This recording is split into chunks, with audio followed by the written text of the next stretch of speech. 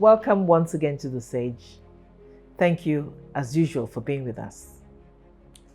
I hope you were with us last week when we started the really interesting, amazing discussion about fish farming and processing. Our guests last week, to continue the discussion this week, are our experts, entrepreneurs, C4C entrepreneurs. I have a right to be proud, who have proven themselves over and over again as great entrepreneurs in this area. We have Mr. Eric Ochibo, the CEO of St. James Pond, and we have Mary Uteiku, the CEO of Finney's Fish House. Ennis Fish House. Eric farms fish. Mary processes fish. And both of them have been for years very successful at it. We congratulate you for what you do because you meet a big need in this country. But we thank you again for being here to candidly share the tricks of the trade with our audience, particularly at this time, as we established in the previous episode, that there's great hunger in our country. In my 70 odd years, I've never seen it like this. Great hunger, urgent need to merge demand with supply, put more fish on the table, because fish is such a nutritious way of adding protein to our food and keeping ourselves healthy. But we also ventured into the idea and the concept that families can actually do this. Fish farming is what every determined, well-intentioned family can do, and it will be a normal part of your existence.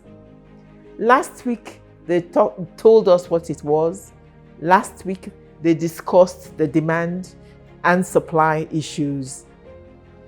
They kept wishing to go on, but I stopped them.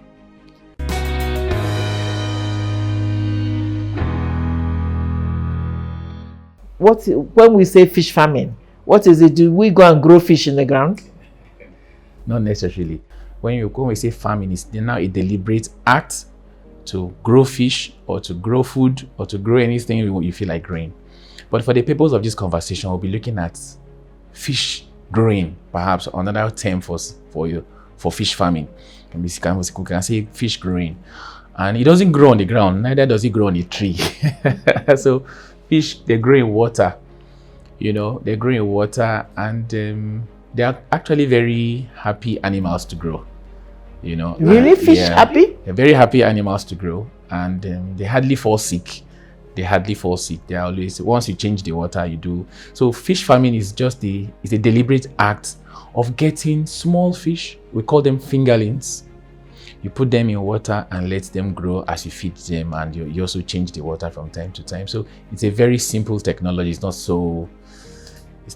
rocket science. So fish farming is very simple. Get small fish, put in water, and they grow and become the fish we eat. So it's not rocket science, it's very simple. So fish farming basically is getting fish. But however, there's a scientific aspect of it before it gets to the fingerling. Yeah, what is a fingerling? Okay. Many of us are ignorant about these things, Okay, so fingerlings are they are the baby fish. They just hatched them within the first 6 weeks, 8 weeks, then they cannot grow. After fingerlings, we have the jumbo fish, that's about a month thereabouts. They're actually very small, right? Now, how do we even get to that point? The experts, this is not for family production, I won't say, but for the experts, we get the egg from the female fish and get the semen from the male fish and hatch them, then produce these small fingerlings. What is the rationale for even growing fish and for even processing it and preserving? Fish itself is that it has omega-3 nutrients in it, which helps the heart, which is good for the heart. and also a protein that is so culturally us. We all eat fish. And it's also very healthy. And our children will need a lot of this protein to grow well. So it is not just about eating food now, but it's also about safeguarding our future, the future of our generation. Because if you don't have enough protein growing up, the medical experts will tell us that it has effects on the food potential of the child. So for every family, it is very important that we try to make our own effort to see how we can bridge this gap, this huge gap, because it will never be met until we begin to produce internally, until we begin to produce as families, until we begin to make our little efforts. Like they say, a drop of water will make an ocean. If we can, everybody can make small little efforts, we will get to a point where this gap will be bridged to a very large extent, and the price of fish on its own will begin to come down and becomes affordable for everybody. This is what we citizens can do to bridge this gap, because it's not necessarily all the time wait for government, and only God knows how long we're going to wait if you're going to wait for government. So if every family is able to produce just a little, and everybody produces just a little, and the beautiful thing about fish farming, it doesn't require so much space. It's not like crop production where you need a whole lot of land to produce a bag of rice. No, you just need a small space. Your backyard is possible to do these things. But before we get to the how, it is very important to establish that there is a gap in production. It's such an important source of food for us as a people that we need to know how to do it. We need to continue to do it. We've established the fact that the demand out there is so large and is, in fact, getting worse and worse. And therefore, even if things were not so difficult at this point in time, there has always been an urgent need to improve the production of fish in this country.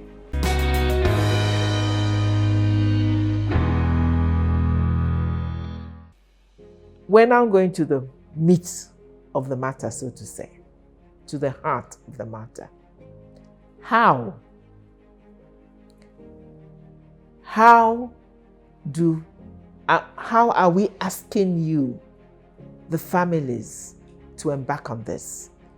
How do you become expert fish farmers, at least of the fish that would feed you and your family and perhaps a few neighbors and friends? How do you process that fish so that it doesn't waste? It's indeed used efficiently. So the taste of the pudding is in the eating. The concept may be exciting, but how do you tell our audience to do it? What do they need to do and know so that it's a success? Let me start with you. Thank you very much. Fish farming is very interesting. Besides the importance, the health importance, it is the most affordable protein, It also comes with some level of prestige. When you have your fish farm beside your house, your visitor comes around, you can show them your fish farm, say, come on, take a look. There's a little prestige that, you have this growing behind your house. This is because you can do it small scale behind your house. In fact, fish farming does not necessarily require a lot of space. A tank is enough space to do fish farming. They grow in water. Whatever you can put that can contain water to keep the fish inside is enough space to grow fish. Wow. So if you have a space for a tank behind your house, it's enough to produce fish. If you have a space for a drum behind your house, it's enough to You can produce even fish. be in front if you It can have be a in front, veranda that yes. is yours. It's enough to produce fish. If you have a plot of land behind your house, or you have too much space to produce fish. Now, to produce fish, you will require, depending on the space you have, you could have an earthen pond. An earthen pond is when you dig the ground, prepare inside to hold water. That's an earthen pond, you are good to go. You just put the fish inside and they start growing there. That's an netting pond. How is a netting pond? You just Now you dig. just dig. Yes, you just dig. If you have a space, if you have such space behind your place, mostly clay soil, because clay soil holds water a lot. If you live in a sandy area, this may not be possible because sandy soil don't hold water. If you live in an area where you have loamy soil, it's better for crops. It doesn't really hold water that much. But clay soil, in fact, in most clay areas, you see water flowing through. You see some, you have waters by themselves already in place. So if you have space where you can dig up, where it's clay soil particular, you dig up, you can just put in your bags and dress the place so you can hold water. The fish will do very well. In fact, for netting pond, it's very, very important. It's very, very nice. The fish, it creates a natural habitat for the fish themselves. And they can also, there are other insects that will grow that will also take habitation in that place. They also feed on them as well. It serves as protein to them. So you can have that, but if you live in city centers where you don't have space for netting pond, you are not out of business. You can still produce fish. If you can get a tank, half the tank, big tank, small tank as it were, is still enough to grow fish. If you don't have that, people also use tarpaulin. There's this tarpaulin you can just put around, just whatever can hold water can grow fish. Whatever can hold water can grow fish. But how small can it not be? Will a bucket do? A bucket will do if you want to grow one or two. But if you want to grow, say 10, say 15, say 20, say 25, say 30, you will need, there's one African pot we normally have that our clay pot as well can do fish farming. All those rubbers we use in collecting rainwater, those black rubbers we use in collecting rainwater, can do fish farming, please. Okay, I actually then started with 120 liter of container, and I grew 100 pieces. Wow. That was how I started. Yeah. Yes. So you can have a jerry can, just a jerry can, and you cut a little part of it so that oxygen can actually go inside. Once you can hold water. Once you can hold water, have a jerry can. So if you have 2 jerry cans by your This jerry can we put use fuel fetch in. water and put fuel, yes. 50 liters. 50 You liters, can grow fish in it. 25 liters is enough to grow fish. Whatever can hold water. I'm going to grow fish immediately. Immediately you leave the set, I will go grow So fish. whatever can hold water can grow fish. So if you have those jerry cans, 2, 3, it's okay. You can just cut certain Please, area. I want to emphasize that because we're addressing families now. We're saying, don't fold your hands and accept the hardship. Find a way to increase the food on your table. And I'm excited by the fact that they're saying even these jerry cans that we all have, that we get fuel and so on with, 1 or 2 or 3 can grow fish. Absolutely. So when you get that, another thing you must have, very important, because fish, they don't grow on trees, neither do they grow on the ground. You need water. Thank God it's rainy season now, so the waters are always coming down. God is giving all of us free water. So you also need water because you keep changing this water perhaps every 1 week, depending on how as they grow. In the very early stage, you can leave it for 2 weeks, 3 weeks, okay. But how often you change the water also contributes to how well they grow. But before we get to even changing of water, whatever can contain water, can hold water, can grow fish. Now, you will need to get the seed. For fish farming, we call it fingerlings now. If you grow other crops, so you need to get seed. And for those our farmers, our daddies, our parents who grew, or farmers generally who grow crops, they get the best of seed to plant. Yeah, makes common sense. Yeah, so you get the best of seed to plant that you may get the best of outputs. So you also need to get fingerlings from very credible source. I cannot overemphasize this. You need to get fingerlings from very credible source.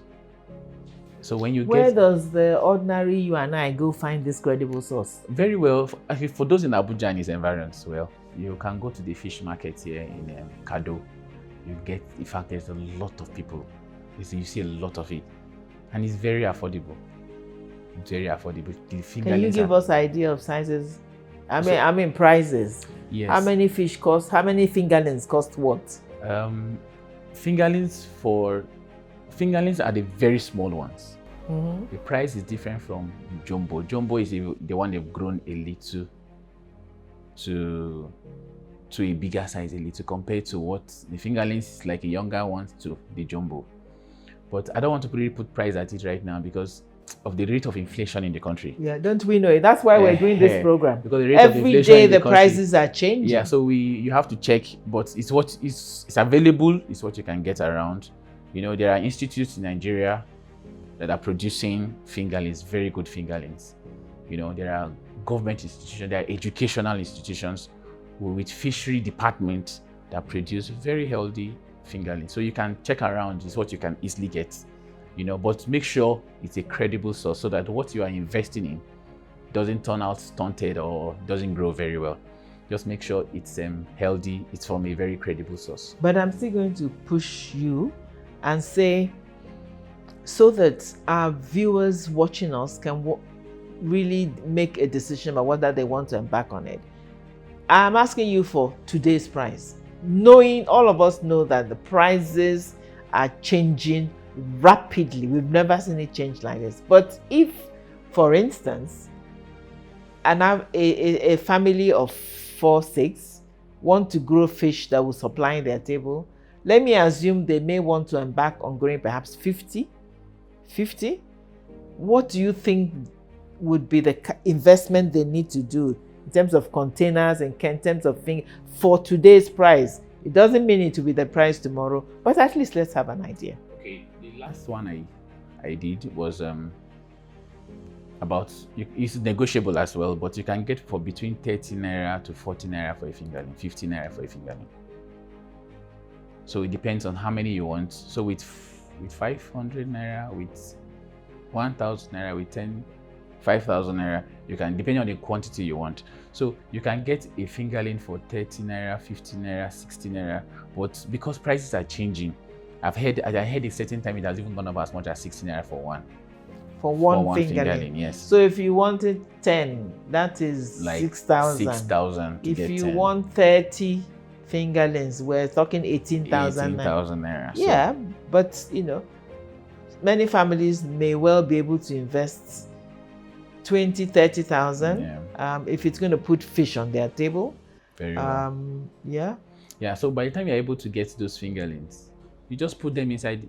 Okay, you need to treat the water.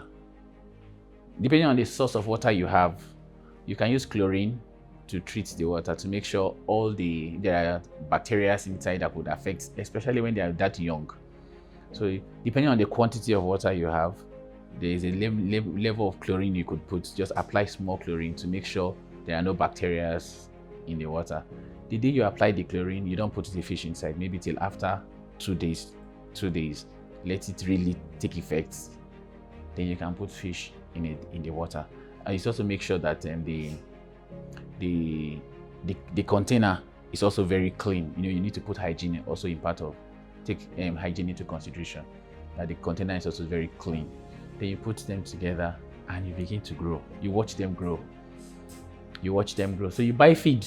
Very important to feed them, just like the regular. Let me just ask Mary, I know your processing is still coming, but let me say you also grew, and like you said, while Eric was bold and started with ponds and several ponds, you actually started like we're telling families to do. Exactly. With small. We want to contribute to this before we move to the next stage of which Eric was going to move to. Your own experience as you grew the fish. Okay. So what did you do? Yeah. Thank you very much, Mom.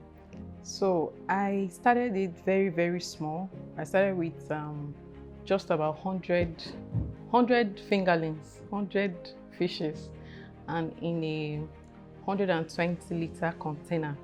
And this, I was changing the water frequently. After I actually did change water every 3 days because it's in a very small container, so that it doesn't get contaminated, it doesn't affect the growth of the fish. So, and I watched it, and this grew to 3 months, to 4 months, and it was ready for us to start using. And I actually went to use my kitchen oven, the oven I use in the kitchen. That was what I used for my first production, for my first processing. of dried fish. I did it in my kitchen. And so I would like to also encourage women, mothers, by the time you grow this yourself, yes, and fathers, of course. By the time you grow, you can grow this yourself, and you can use the oven in your kitchen to produce it if you don't have the fabricated ovens for business purposes. Yes. That is exciting. So 100. Yes. So it grew, and you suddenly found yourself having to make sure these 100 fish don't waste. I mean, okay, let's assume your family ate 10, but you cannot eat more than 10 within a short time. So the rest, the 90 others had to be processed. That's exciting. And like I said, Eric, I have followed through his fish farms. He's been on this program many times where he's actually taking us to his various farms and continues to expand. But it's also exciting to see somebody who started with a 120-liter container and successfully harvested and so on. There's still so much to discuss. So we've talked about containers, we talked about the need for the containers to be clean and free of bacteria. We've talked about the fingerlings and the fact that it's critical that they be of good stock. But there's still so much to talk about. We still have to talk about the feeding, the caring of it, and then later the processing. And so again, unfortunately, we have to stop at this point and say to our viewers, there's another episode to come because there's a great deal more to tell you about. This information is so important that I am excited myself. I believe it's something every family with determination and given the huge need can do. So, stay with us. We will be back next week as we come to the final episode of our great discussion on fish farming and processing. Don't miss it. Be with us and learn, understand the how of it. And please let me also say that we are open to your sending in questions, comments, and I am promising on behalf of my experts sitting here, because they are fellows of C4C, that they will do their best to respond. So if you do have questions about how to do it, what more you can do, ask for more tips and so on, they will provide. So see you next week as we finalize this discussion. Thank you.